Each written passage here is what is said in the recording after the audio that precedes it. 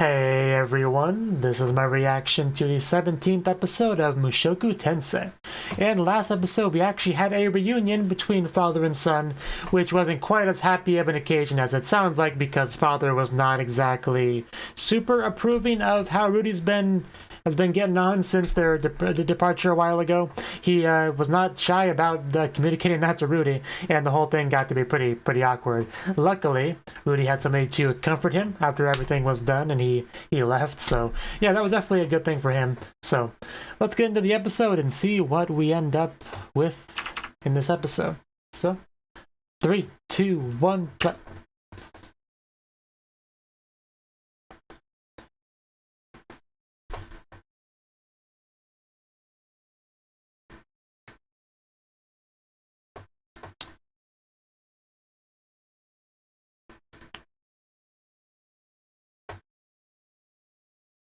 Okay.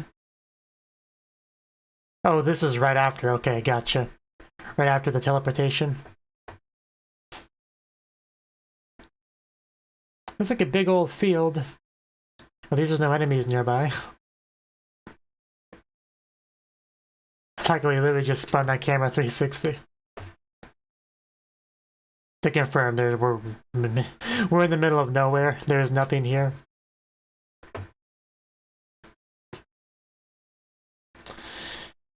Nope, looks like it's just you two.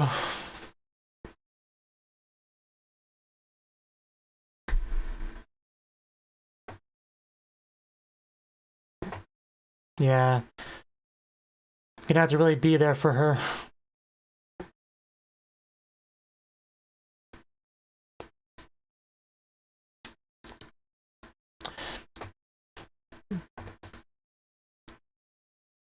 You know, on a side note, I recently started reading a visual novel called Sorceress Alive. And the protagonist actually has a special thing about him where his magic is like colorless, neutral, and the Japanese word for that is mushoku, like Mushoku Tensei, but it's like written with different kanji. Because there's mushoku as in being like jobless, and then there's mushoku as in colorless. Kind of, you know, some pun potential there, which I believe the show does. Because in Japanese culture, you know, there's a big thing about like neutral or zero as like a blank slate that you can build up from, infinite possibilities, right? So they kind of have that with Rudy, with he gets reincarnated, he's a blank slate, and he can do things better the next time around, right?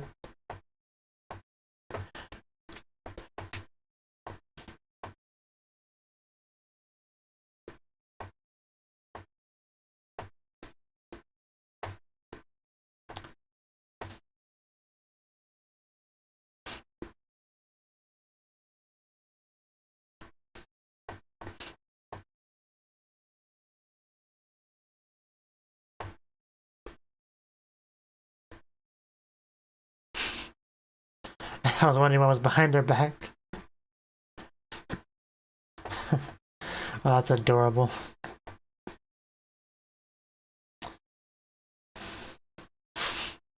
I still can't believe how much clothes that woman just doesn't wear.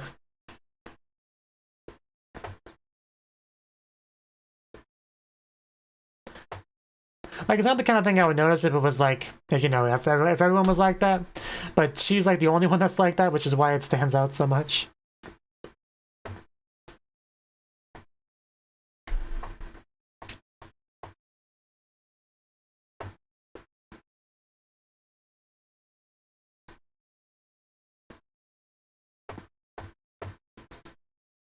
Mushoku Tensei. Funnily enough, the visual novel I was talking about, Sorceress Alive, also it's an isekai story.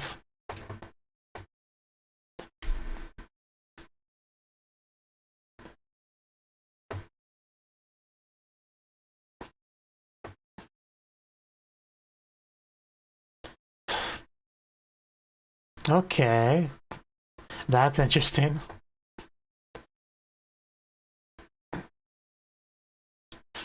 And he'll be paying for it.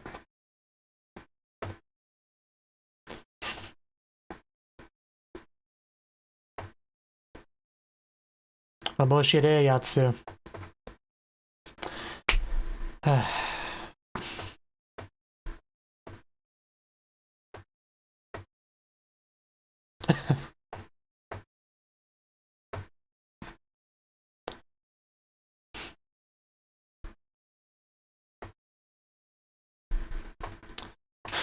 Many beers later.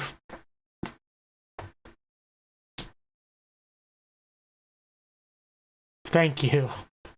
Thank you. Yes, he's a child.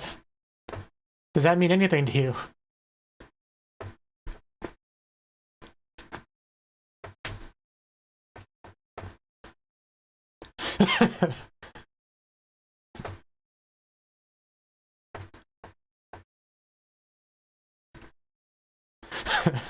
Probably flipping skirts. Yeah, that'd be a good challenge for any young boy, you know, the Spartan method.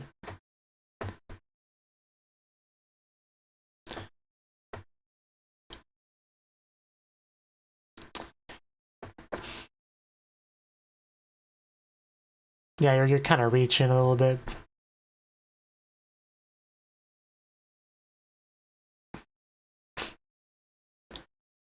Doesn't mean he's perfect. It's not about expecting something, it's about expecting everything. Expecting perfection, that's the problem. So you're not quite getting.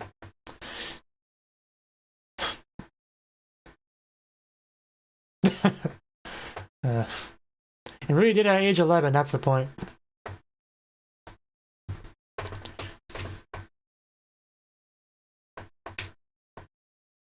Not a friendly place.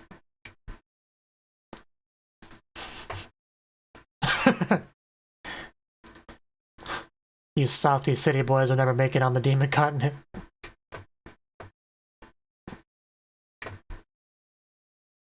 So it's the moon, okay.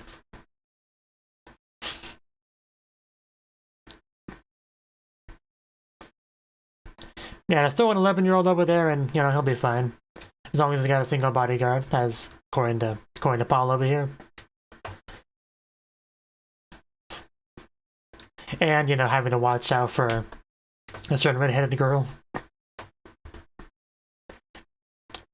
So yeah, just do that, Rudy, you know? Do that perfectly. I am glad Geese is here, too. To explain what should be obvious to Paul, you know. Because it's a positive attitude. Also that.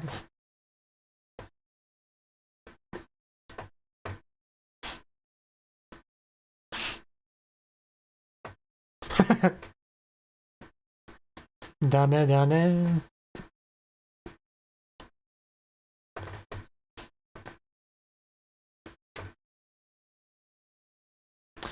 Yeah, we're starting to see a little bit of the truth coming out of him. The butthurt, you know. Like, kind of looking for excuses to talk down to Rudy because he has a bit of an inferiority complex towards him, right? Because his son's such a genius and so capable.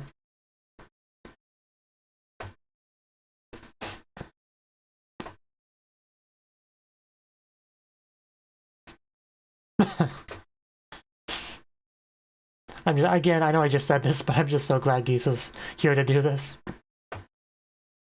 Makes me feel a lot better. To having somebody say these things to him.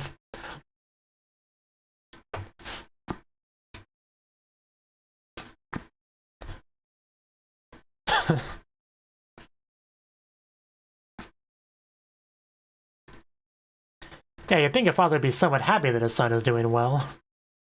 You know, a little bit happy. Because we've seen enough to know that things could have ended up a lot worse for Rudy. If he was unlucky and circumstances were different and...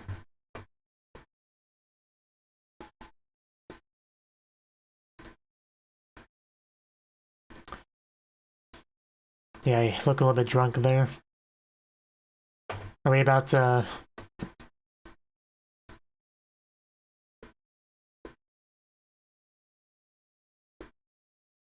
Don't touch me, I'm sleeping.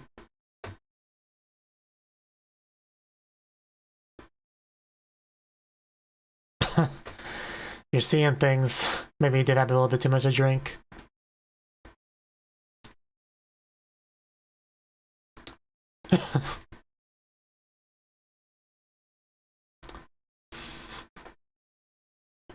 Yeah, that very well could have happened.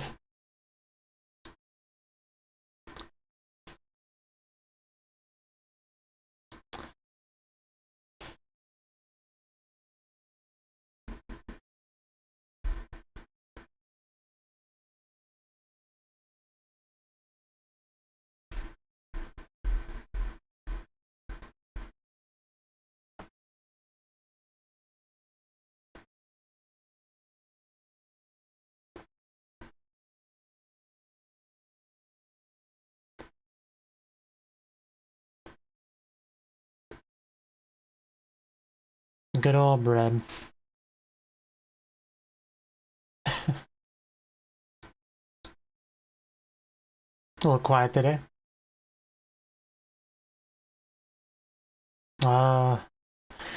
Somebody get a hold of her. Well, too late. Okay, here we go. I mean, I kind of wanted this. Yeah, we see the family resemblance. Hey, she just jumped out ahead. I couldn't stop her.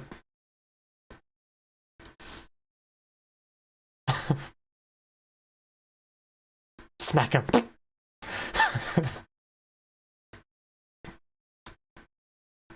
But I haven't smacked him yet.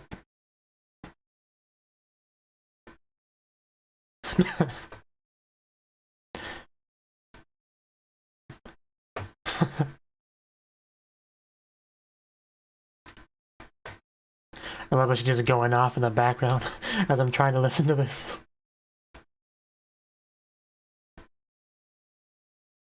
So hopefully this will go better than the previous talk, now that Paul's got a chance to work through some feelings.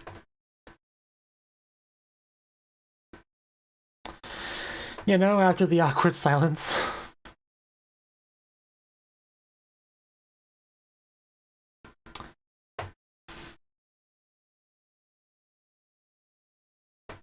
He's pretty cool. It's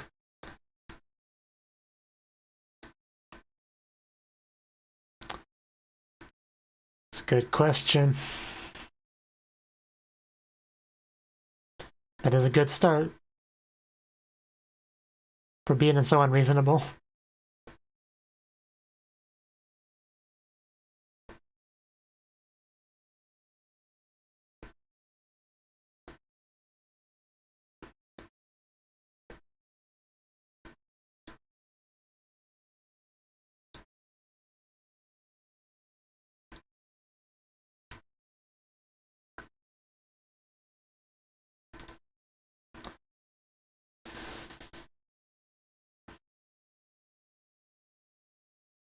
Really not how I would describe it. Is that crying? I can't quite tell what that was.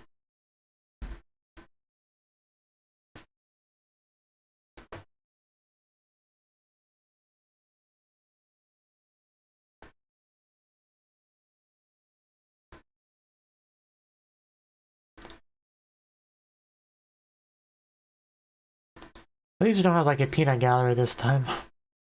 That's also a good thing.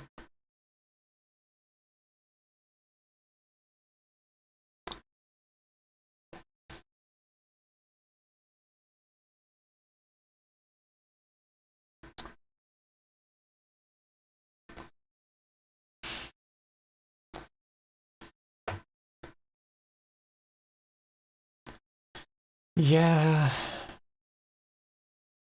But I mean, what else can we do?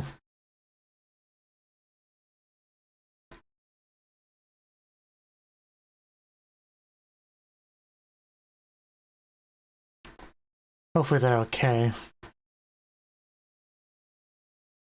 And we've seen Roxy, we know she's fine.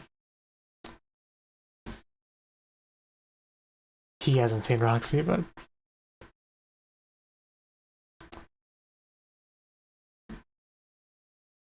Yeah, I mean, he was listening to all this stuff.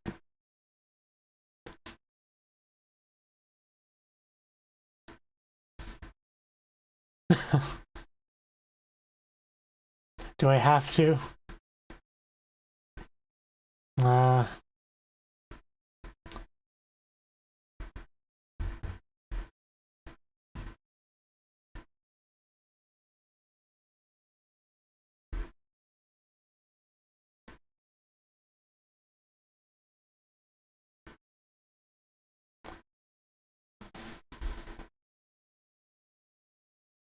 we're gonna get started. We're seeing some of the real world.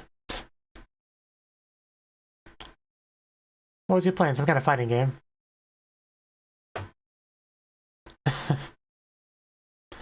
That would be nice. You don't want to be hikikomori.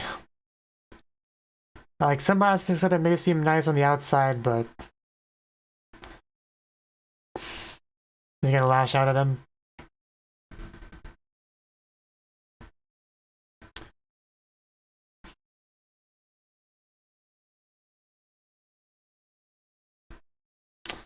Oh yeah, I forgot about that.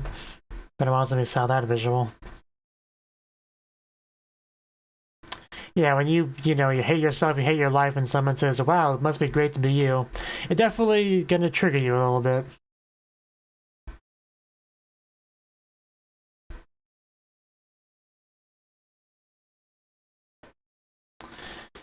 It did not work.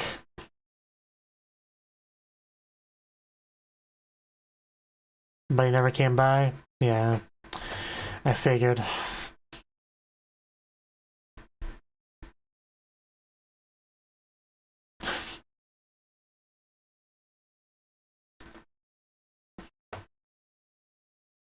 Well, you're his son.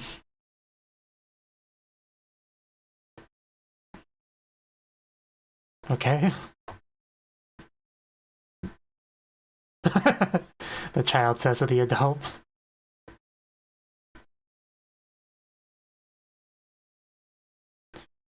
Paul is younger than me. Slightly.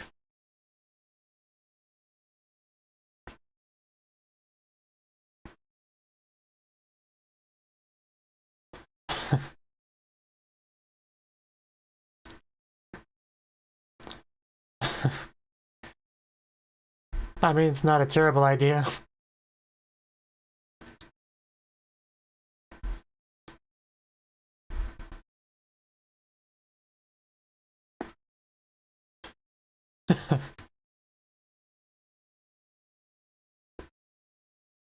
Is he trying to get him to do a dogiza?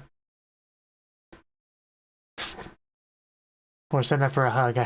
What are we doing? Yeah, I think it's gonna just jump into his arms like a big ol' hug.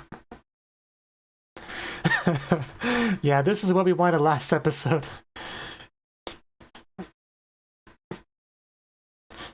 You can close your arms now.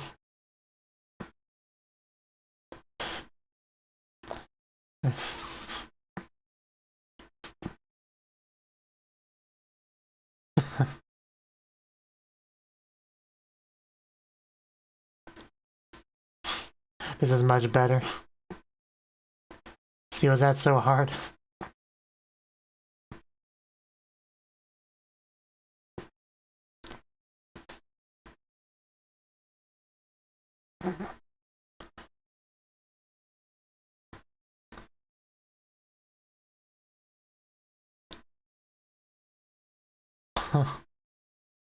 Hugging intensifies.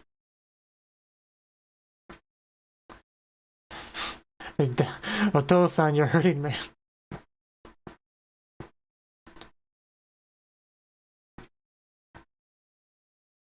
And the bartender just spectator for all this stuff.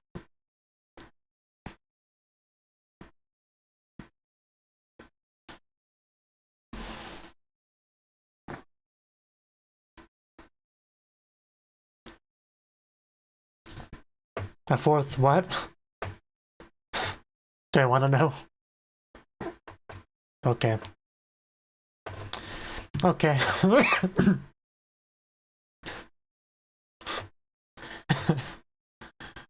This is nice, though. Do you have a black eye? Wow, they really did go at it. Give her a black eye just to get it just to stop her. Damn.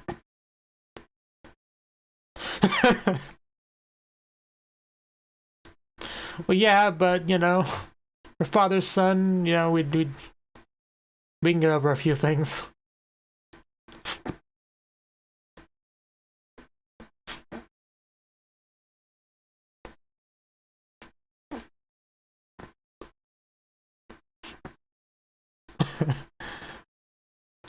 Gotta put some makeup or something on that. Or that works too. I mean, Eris definitely had worse, like during the fake real kidnapping scene from the first half of the show. Where she got really messed up in that one scene.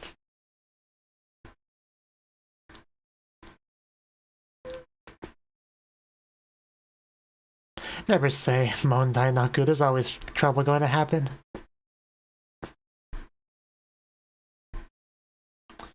We gonna... yeah.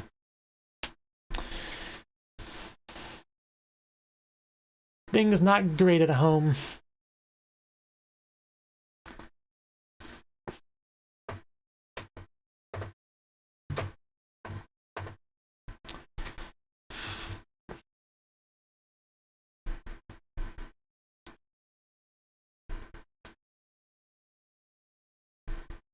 Yeah.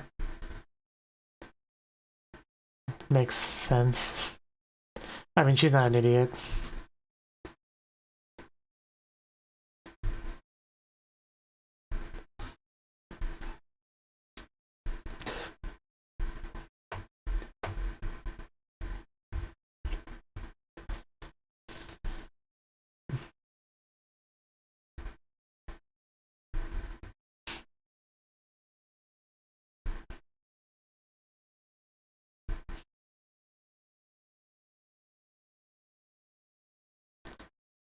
Okay, we're not rolling the credits yet.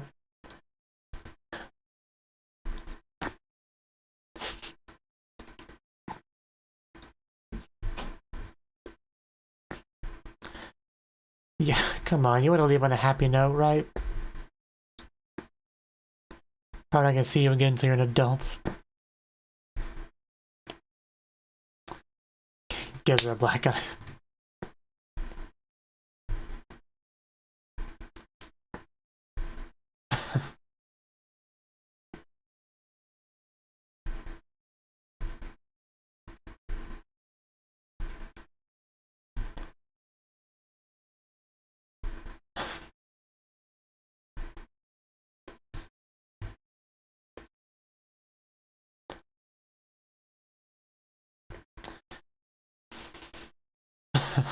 Yeah.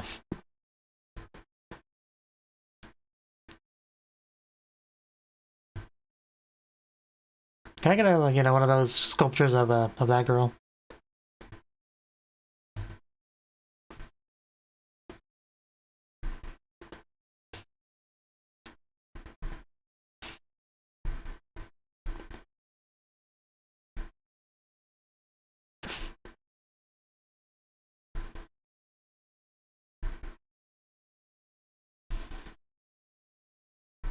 I was like, was that a clap? Apparently he just stopped himself.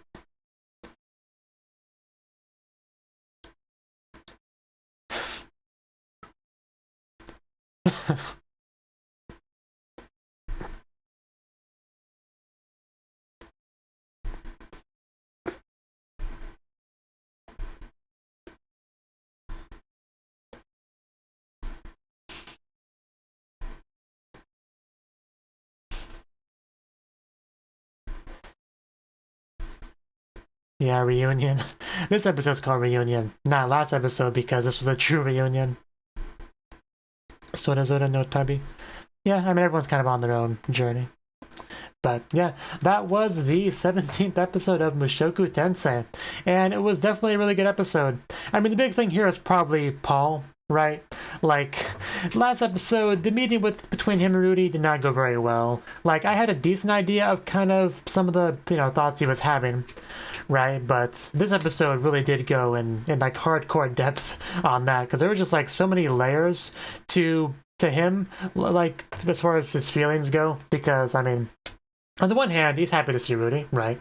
Like, it's his son. He's happy to be able to see him, happy that he's okay. There was obviously going to be part of that, but it was overshadowed by a lot of, like, more negative feelings, right?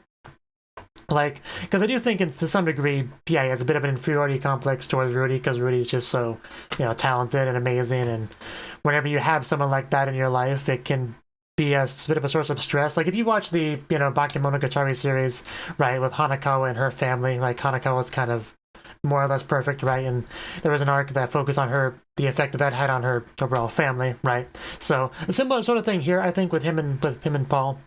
So, he kind of, that had a bit of an effect, because he's just like, well, Rudy is Rudy, right? He can do anything, he's so amazing, there should be no problem for him, right? So it's all good, right? Of course, how much he actually believed that would be the case is up in the air, but he definitely made a lot of rationalizations about why Rudy would be okay, like that. And of course, once he actually got the story from Rudy, he was able to kind of add the whole, Rudy Jurid on there as well as a reason why he would be okay and all that.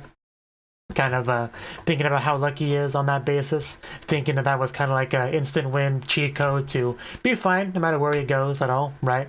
Because that's just kind of how that was. Even though Geese was always trying to tell him that no, the place Rudy went to, it's no walk in the park, right? You can't just add one skilled bodyguard and just like smooth sailing from there. I think it is interesting to think about how much of a difference it would have made if Rudy spoke about his journey in a different way, because that's what like really grinded his gears, I think, because he was like really worried for Rudy, like putting aside the whole Rudy's so talented he'll be fine, that was part of it, but like I think that was also another layer of that was just him trying to convince himself that Rudy would be okay, that he shouldn't worry about him. He's not gonna come find him dead somewhere or whatever. Like, obviously he doesn't want that to be the case, so he's trying to convince himself why that wouldn't be the case, right? There was some of that to it. We saw some of those like hallucination type of things, like the one scene of him Rudy like crawling towards him, and even saying the lines about like why didn't you find me sooner and all that, because yeah, there's some guilt there as well. He probably thinks that he should have found his own son faster than he did, because his son's all out there all alone, who knows where, doing who knows what, right? He's gonna worry about him. So there was that level of guilt, and just he has all these things going on, like before he even reunites with Rudy, right? So he's dealing with all that, and then he finally does reunite with Rudy, and Rudy seems to be doing, just fine. No real problem. He's talking about his journeys, his adventures, like it's just one big game, one big party. No real issues, right? So some of the worry and stuff that Paul had, he probably feels a bit stupid for having them, because why was I worried about this kid? Like, he had the time of his life over there while I was worried sick. He comes to me all cheerful like it's no big deal, right? So Paul just kind of has this tornado of emotion, I guess you could say, which I guess is probably the reason why he blew up at Rudy, because he's probably not quite, say, good enough person to be able to just like completely perfectly manage all those chaotic feelings and respond how a father should, in that situation of, hey Rudy, long time no see, I'm so glad to see you, I'm glad you're okay, like I'm sure he wanted to do that but couldn't. There was just too much muck in his mind for those positive feelings, positive interactions, reactions to pierce through, right? And that's what led to a not so positive first meeting. But luckily, he was able to talk with Geese, who was able to kind of like help Paul even just realize some of the things. Because I'm sure a lot of the stuff he was feeling was kind of on a subconscious level. Who knew how much of that really he was aware of? How much mental gymnastics he went through in various respects. Like, he probably wasn't even aware of all that going on upstairs. How much of what he was believing and thinking was kind of ridiculous, and Geese talking to him kind of helped him go through a lot of that.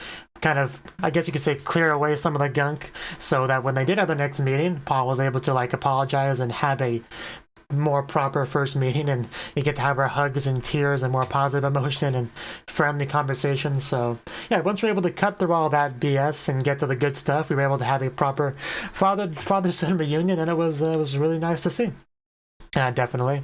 So I'm glad we got that, because I was fully expecting us to just like leave on this negative note, but the fact that we were able to not do that was great. Also, Eris. Eris, I mean, even when like the night afterwards, Eris was like ready to go beat up Paul and all that. So when she actually saw him the next day, yeah, she was ready to go off on him. Luckily, Rui Jerd was able to help with that, but apparently restraining her was a little bit rough. Got a little bit rough. Luckily, we do have healing magic in this show, so it's not too bad. I was a little bit confused though when she just walks in with a black eye. I'm just like, what did I miss? What exactly happened? But yeah, then it was explained. But yeah, luckily they were able to make up. That's the important thing. But yeah, even though Paul obviously isn't the best person ever, I really do appreciate just the depth that they go on in his character, right? Because a lot of anime either don't have parents at all, or have like barely a parent, like not much depth to them at all, like, you know, either just like a good for nothing that's, you know, worthy of zero respect, or they're just like a doting parent or whatever. Like, you know, there's kind of like that, but Paul is really like neither of those. He's just a very flawed person that tries to do his best as a father, despite all of his flaws, and makes a lot of mistakes. He's just a very believable person, which I do appreciate. I get mad at him, and, you know, when I'm mad at him, I'm not gonna not express that, but I do appreciate him as a character, if that makes sense at all. Because that's one of the best things about this show, is that it has like real characters. I do feel like they have depth to them, not shallow, one-dimensional cookie cutter characters. Like, that's always been one of the good things about this show, right? So I definitely do appreciate that about it. We also got to see some of the past, right? I don't really have much to say about that, but it was good. It's good to get a bit of a refresher on what his life was like before, and again, trying to not repeat past mistakes. It's all about that blank slate, like I talked about at the beginning. So, because it is interesting to think about how much of if like you really could have a complete do-over on your life, like a new game plus, like a carry over your stats kind of thing, how much better you would do given a second chance. And I feel like most people probably would do a lot better in a second life if they got one. Which is probably why some religions do believe in reincarnation and stuff like that. But yeah, because even if you had like a completely random reincarnation, you couldn't control who your parents were or anything like that, you probably still, even if you got like worse parents in your first life, you probably still do better overall with the past experiences backing you up. But yeah, definitely good stuff. I look forward to seeing how the series progresses from here.